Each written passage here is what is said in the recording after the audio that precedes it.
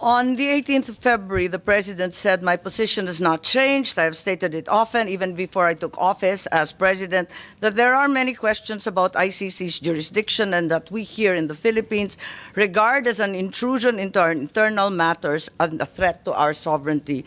Does the DFA agree with this statement? And do we abide by this position until today? Anyone from the DFA, please?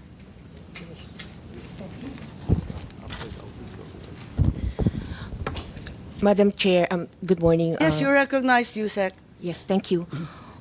Well, as I speak right now, the Philippines is not a member of the ICC, and the DFA defers to the Department of Justice as the implementing agency when it comes to cooperation on ICC matters. Madam Chair. Yes, so to the best of your knowledge and in the consideration of the DFA, we are not a member of the ICC. Yes, Your Honor. Thank you.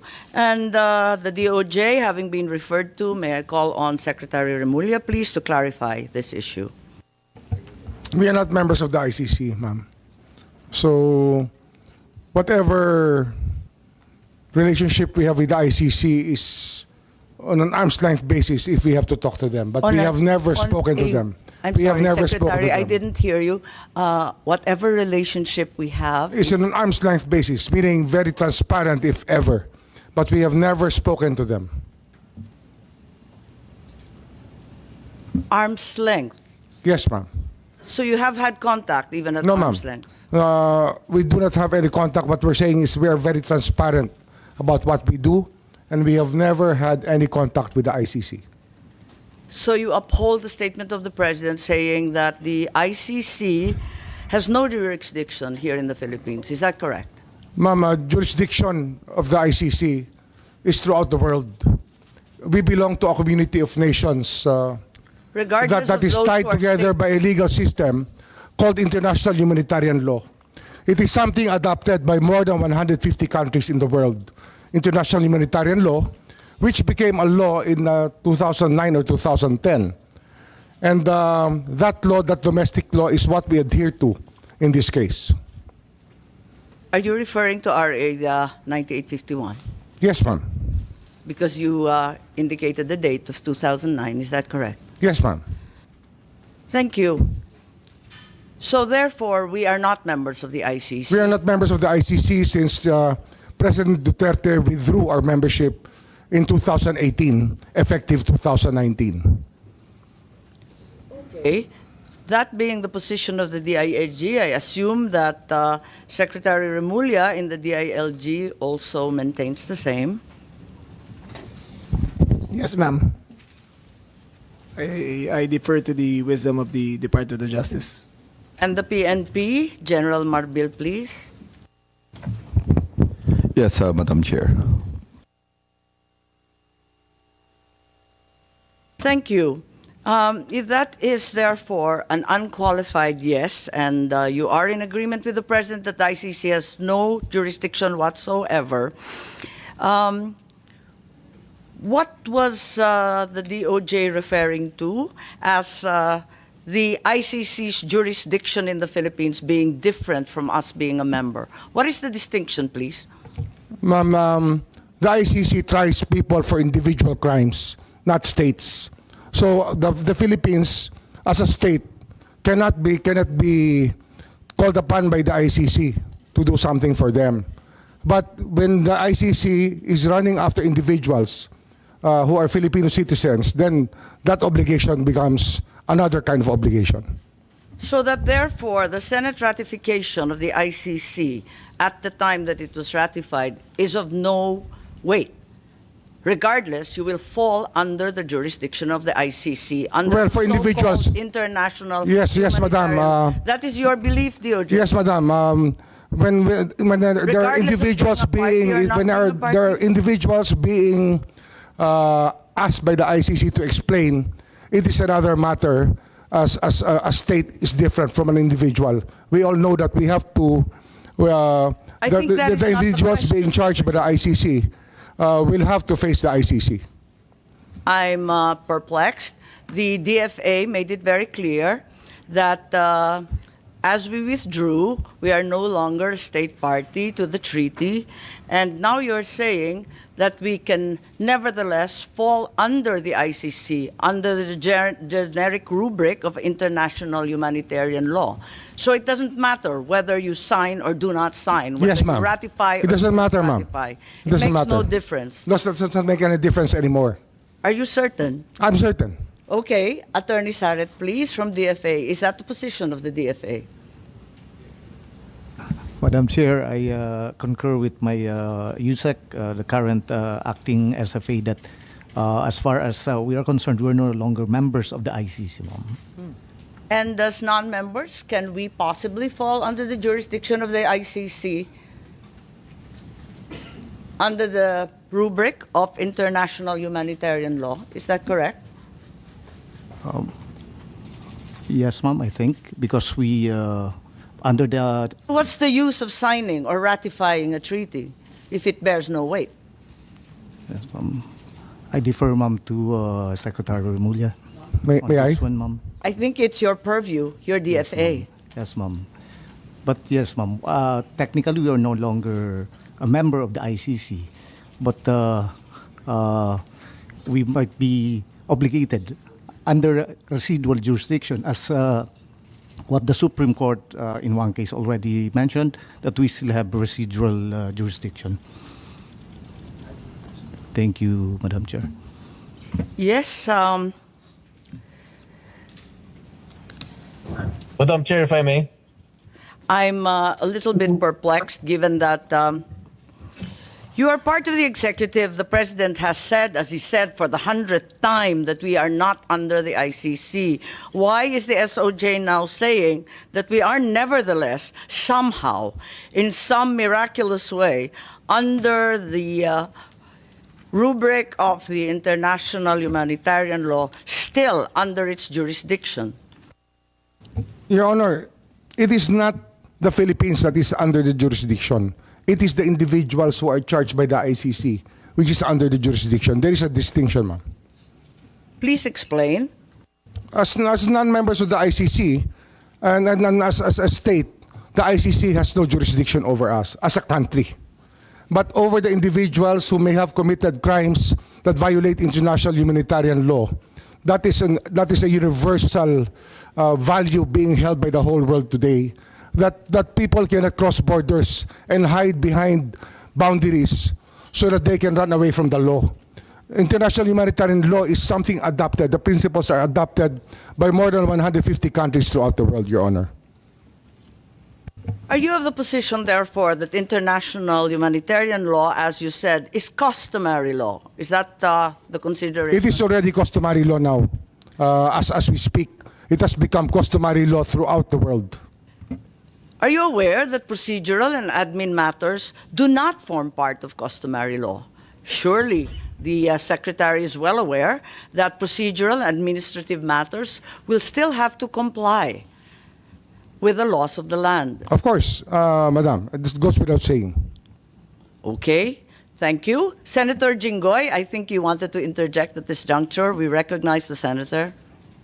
Yes, Madam Chair, thank you very much. The DFA, the DOJ, the DILG, and the PNP has already admitted that we are not members of the Philippines is not a member of the ICC. Therefore, why did we surrender a Filipino citizen before the ICC? Anyone can answer, Madam Chair. We surrendered an individual to the ICC who was a subject of a warrant of arrest. That's what we did. I did not hear you again. Mr. Senator, we surrendered an individual to the ICC. We did not surrender as a country, but he was surrendered due to a warrant of arrest issued by the ICC through the Interpol.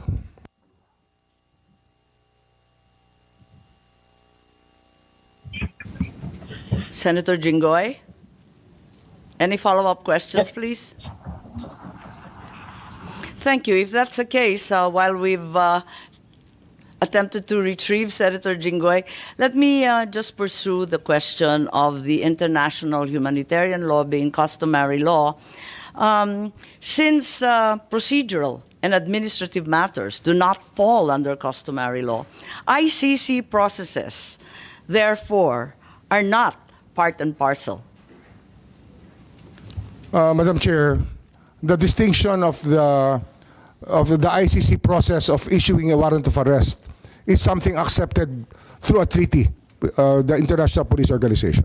You have just contradicted yourself, sir. You said it was customary, and now you're saying it's by treaty. Clearly, we can be very humanitarian technical law- about it, ma'am. Sorry. But we can be very technical about it if you wish to be. But the fact is, it is our accession to the Interpol which made all of this possible. We will go to the Interpol later. Let us discuss the ICC at this juncture.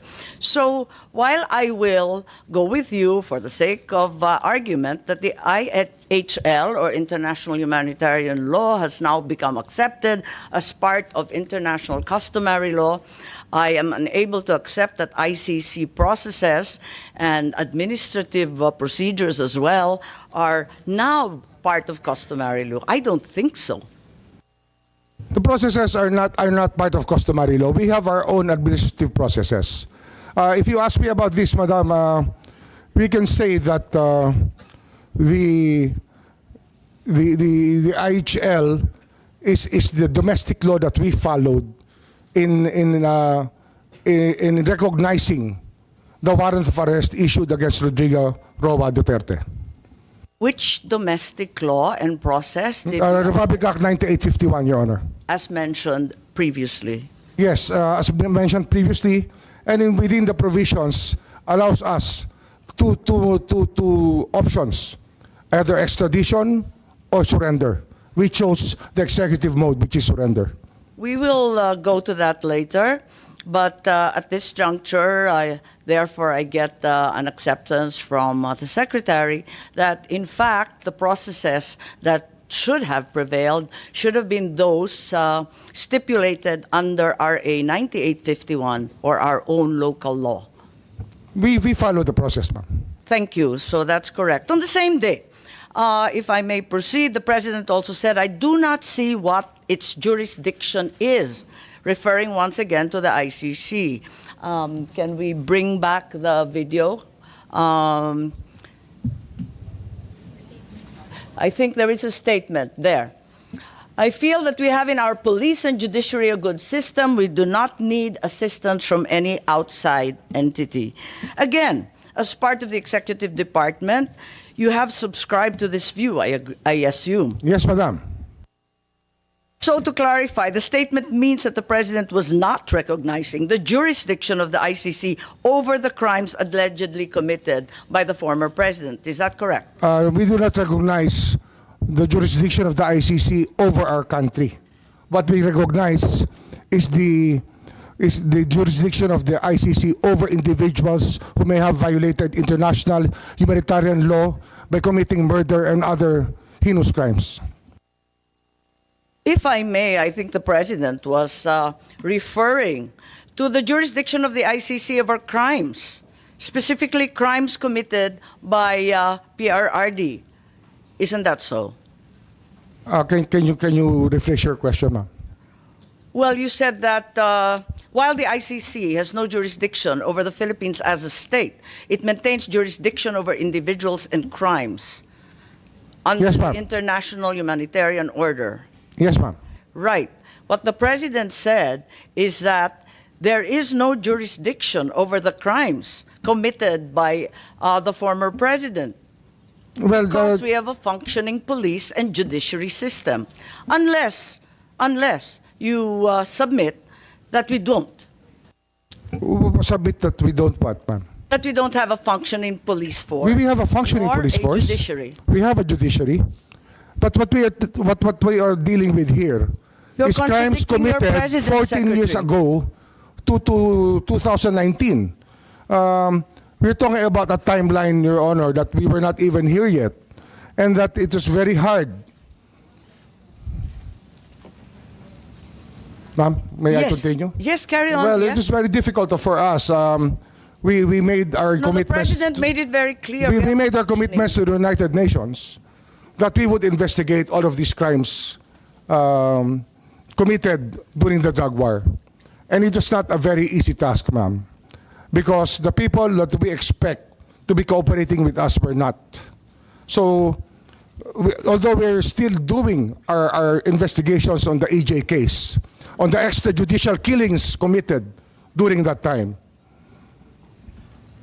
Yes, I'm not reviewing the drug war. This is a Foreign Relations Committee hearing. Yes, ma'am. But in this statement, the President clearly means jurisdiction over individuals. It's very, very clear. There's no area for quibbling. And if you say there's jurisdiction over individuals, I don't believe that you are in agreement with your president. As a matter of fact, the ICC does not try countries, after all. They do try Our individuals, views however. evolved during times, at times. And I don't So you know do admit if he that still you- has the same view up to today, because we are talking about a clip which was done 1.5 years ago. Our minds can change, ma'am. We cannot just stay in one rut and say that this is the absolute, because our minds may change, and we are allowed that by the law of man and the law of God. Yes, of course. Of course, we all change our minds, and Mr. Secretary. So you are saying that the President changed his mind? Well, When did he I change cannot his speak mind? for him, Madam. I cannot speak for him. Your conclusions are really your own, and I cannot adopt your conclusions here. They're not my conclusions. It's a bold statement, which really... Well, your does not- statements of belief are your own, ma'am. I cannot adapt to your statements of belief, but I will respect them. The statement of the President is very, very clear-cut. I would like to show also a letter in December of 2023. Do we have it on hand? Can you enlarge it so that it's much clearer?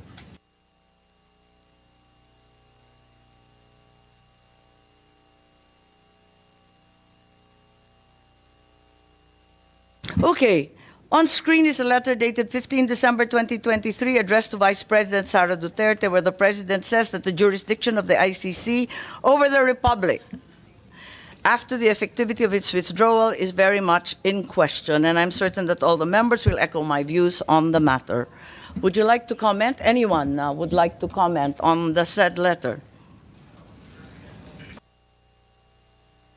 Is it correct that if this was in fact a work in progress, as stated by Secretary Remulla, as of 15 December 2023, all the secretaries and undersecretaries already holding such positions at that time also viewed the ICC as having no jurisdiction over the country, as stated by the President himself in the letter? We did not assist the ICC, ma'am. We continued with the very tenor of the letter, that we did not assist the ICC. We never had contact with them. We'll go The there. investigation that they conducted was through their own methods, and we did not in any way assist them.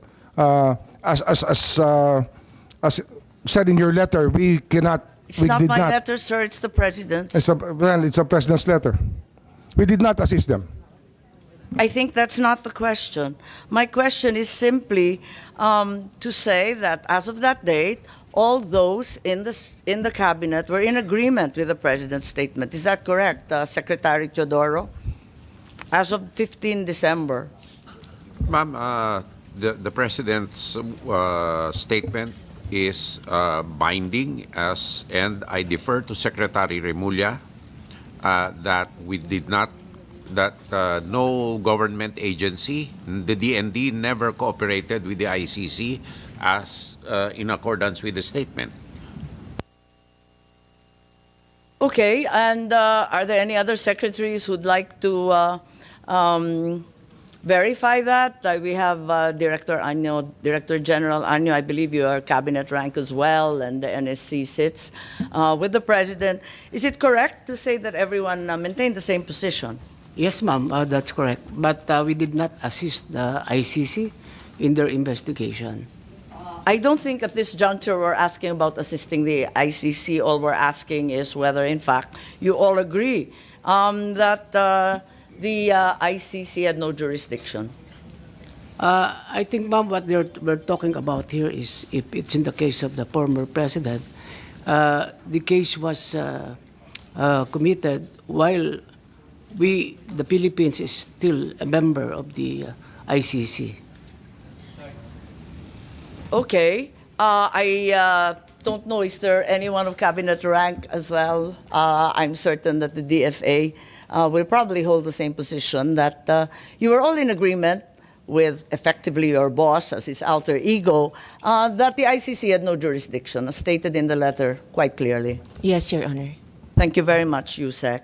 Okay, and then in January of 2024, the president then said, let me say this for the 100th time. I think we've seen that clip before. Can we bring it back? Yes, for the 100th time, I do not recognize the jurisdiction of the ICC. The Philippine government will not lift a finger to help any investigation that the ICC conducts. So, at the risk of really belaboring the point, may I confirm is the DOJ, at least as of early last year, was of the stance that ICC had no jurisdiction and the Philippines would not lift a finger, in the words of the president. The ICC never had does not have jurisdiction over the Philippines, Your Honor. And we did not lift a finger to help them at all. So we affirm that we never at any juncture lifted a finger. Yes, Your Honor. Also, I think the Secretary of Justice vehemently asserted the same during that time. May we have the PowerPoint, please?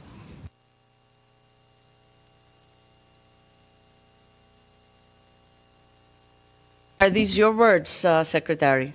Yes. Those are my words. Right. And there is no jurisdiction, and we have an inherent right to determine our own legal framework and address internal matters. Yes, Your Honor. So also there is an assertion that our justice system is robust and functional. Your words, sir. Yes, Your Honor. However, 10 days later, after Secretary Remulla gave the above statement, on 20 February, there seems to be a slight yet significant change in the tone of the president's rhetoric when he said, I am not certain if we have the PowerPoint. Do we have a slide with the president? I don't approve or deny it, but you know the ICC, haven't done anything illegal. We will do something about it. We are an open country. Maybe clarified as to what the president meant, given that there seems to be a determined change in attitude, that in fact we are an open country. And until they being ICC, do something illegal, wala siyang gagawin para hintuin sila. Parang naiba ang usapin. I will have to ask what question was asked of the president before I make any response, because I do not know what context the president said those words. I think it's not unclear. Hanggang may gawin sila na illegal. May I ask the PNP, the DFA, anong ibig sabihin if they do something illegal? Na nanghimasok sila, na may ginawa sila sa Pilipinas? Maybe I can answer that better, ma'am. An example would be to take an oath of somebody within the Philippine legal system. They are not allowed to do that. Okay, so until such time as they do something illegal, like requiring an oath of someone being entirely unauthorized as foreigners, is that your meaning? Yes, ma'am. Okay. Does this mean that the Philippine government was allowing the ICC to enter and investigate, provided they did not amount to any illegal action? Nobody ever identified themselves as the ICC when they entered our country, if ever they entered our country. So we did not allow them, if that is the only meaning of your question, we did not allow them, as we did not know any entry of any ICC person in the country.